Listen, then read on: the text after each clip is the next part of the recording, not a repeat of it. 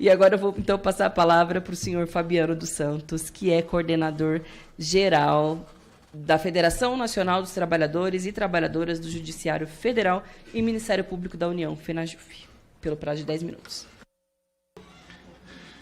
Beleza, muito obrigado, Sâmia. Uma satisfação estar aqui hoje, né, representando a FENAJUF, todos os trabalhadores e trabalhadoras do Judiciário Federal, do Ministério Público da União. Quero saudá-la, Sâmia, agradecer e parabenizar pela iniciativa dessa audiência pública, né, juntamente aí com a deputada Fernanda Melchiona, dizer que tem uma importância muito grande a gente poder ocupar esse espaço hoje aqui para fazer essa discussão e ter o alcance, inclusive, da TV Câmara. É muito importante para a gente ter condições de fazer esse debate e dar voz a cada um dos servidores e servidoras que, com certeza, estão acompanhando aqui essa atividade. Quero saudar também aqui os representantes, as representantes das entidades, né? Quero registrar também aqui a presença da bancada da FENAJUF, em especial o pessoal do Citraeng aqui, que se fez muito presente, também estamos aqui representados também pelo Sintrajude, Sindijuf Bahia. Eu acho que é muito importante a gente fazer esse reconhecimento, porque é um esforço para a gente valorizar os debates que precisam ser feitos.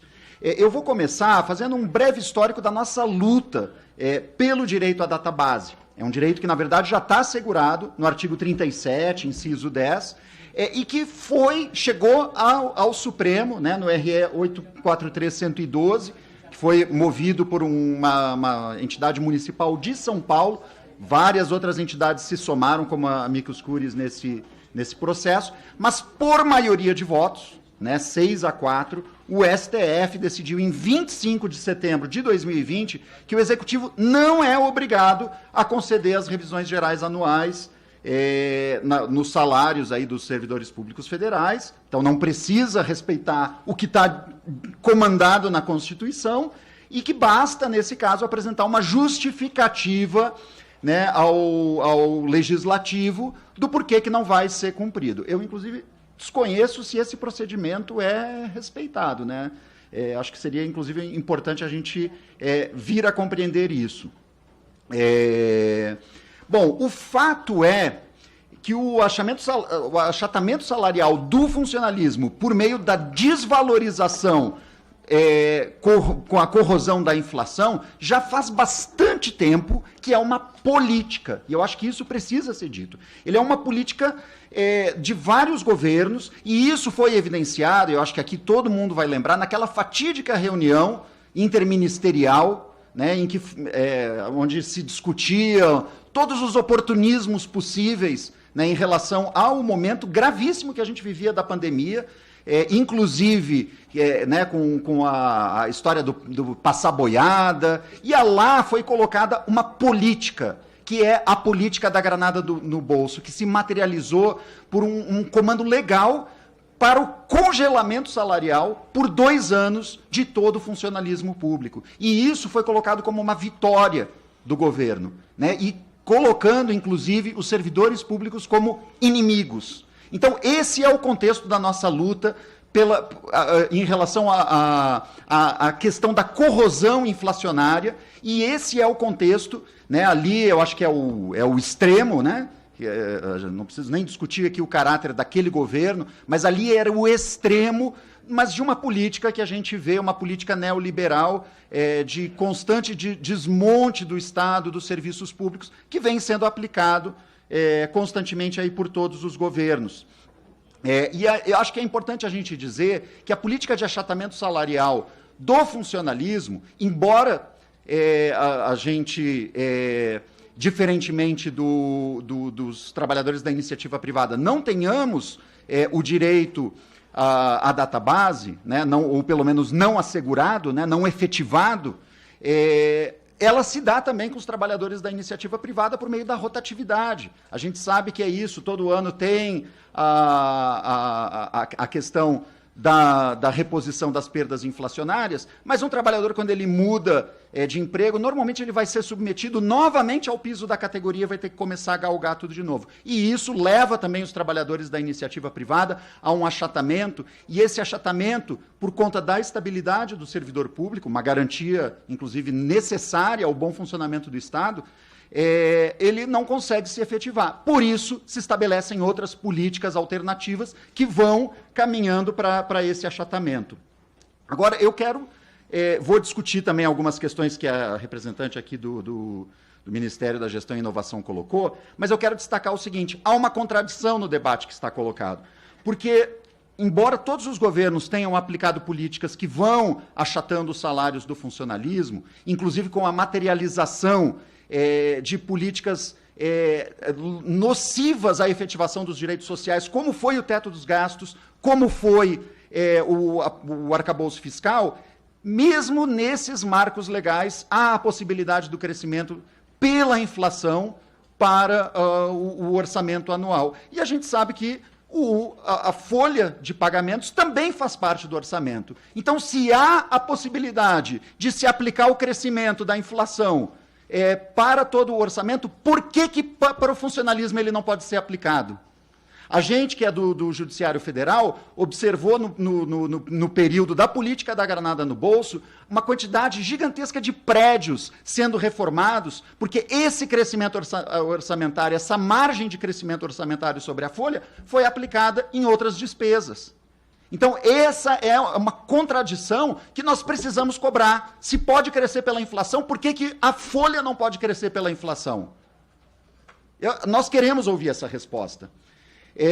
Agora, eu acho que tem uma coisa que nós aqui precisamos compreender. As nossas conquistas, todas elas, sempre são com processos de luta. E, quando necessário, com a realização de greve. E é isso que nós vamos fazer se necessário. Então, se a ministra coloca que é muito provável que os servidores públicos farão greve, eu afirmo aqui, faremos. Faremos sim, se necessário, porque é preciso que a gente lute pelos nossos direitos. Os nossos direitos estão sendo desrespeitados constantemente. E aí, eu acho que é muito importante que a gente inclua nas nossas pautas de luta a aprovação da PEC 220 de 2016. Se vai ser necessária fazer uma discussão para ajustá-la, façamos. Mas não é possível que a gente inicie a discussão dizendo essa PEC não deve prosperar. Isso não é debate. Isso não é debate. Nós precisamos fazer um debate. E aí, nesse sentido, eu saúdo, parabenizo a deputada Sâmia pela iniciativa de buscar a relatoria e temos certeza que na CCJ esse projeto vai estar em boas mãos. Agora, nós precisamos fazer a nossa parte, né, porque não é só os esforços da deputada Sâmia que vão garantir que a gente consiga fazer todo o debate em torno disso. E nós vamos precisar seguir enfrentando a política do arcabouço. E, aliás, vejam que essa contradição que eu apontei, da possibilidade de crescer a folha pela inflação também, ela já foi tratada na política do arcabouço fiscal. Não foi à toa que foram inseridos aqueles gatilhos. Não foi à toa. E os gatilhos, eles lidavam essencialmente com a remuneração dos servidores, com os serviços públicos, com a possibilidade de nomeações de novos servidores, com a realização de concursos, porque só esses elementos foram frontalmente atacados. Porque essa é a política que se materializou também no arcabouço fiscal, nesse novo arcabouço fiscal. E aí eu quero relembrar aqui que, embora tenha tido muita crítica, né, não, o problema não é o arcabouço, o problema são as emendas do relator. Foi apresentado um destaque, inclusive pela bancada do PSOL, para suprimir esses gatilhos. E esse destaque era um único destaque, me corrija se eu estiver errado, Sâmia, era um único destaque que poderia ser apresentado pela bancada do PSOL. E foi esse. E ele não recebeu votos para suprimir. Então, toda aquela narrativa de que o problema eram as emendas do relator foi por terra. porque a gente teve 20 votos nesse destaque do PSOL. Então, acho que é muito importante a gente relembrar isso. Agora, eu quero endereçar aqui, já vou concluir, as razões técnicas que nos foram apresentadas aqui, como muito bem pontuou a Sâmia, elas são, na verdade, políticas. Elas são políticas.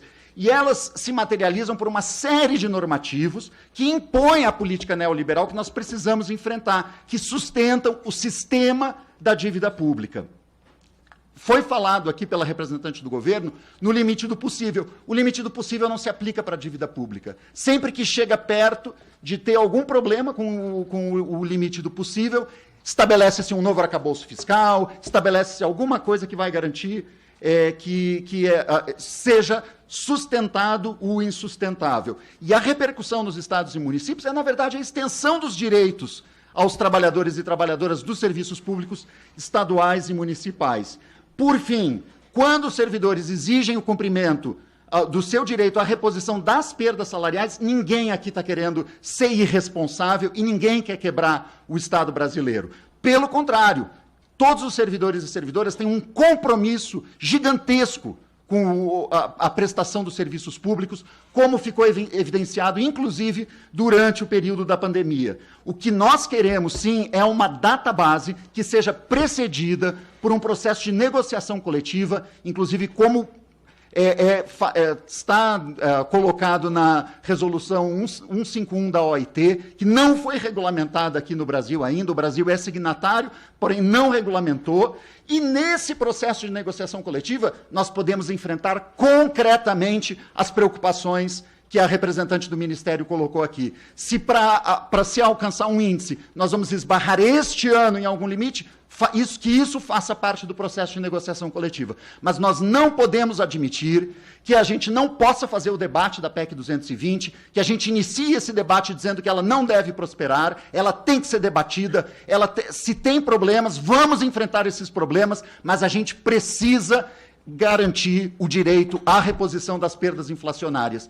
Não à toa, a audiência pública aqui, ela colocou como pauta a política de empobrecimento dos servidores públicos. Essa política precisa ser enfrentada e precisa ser derrotada, porque serviços públicos de qualidade, eles se dão com a valorização dos servidores e servidoras. Então, é isso, e eu acho que, só para concluir, nós somos responsáveis com a sociedade pela prestação dos serviços públicos e a gente luta cotidianamente por uma sociedade que seja mais justa. E faz parte disso essa luta que nós estamos discutindo aqui. Agradeço o espaço e façamos, sim, o debate da PEC 220. Muito obrigada, Fabiano, pela sua participação.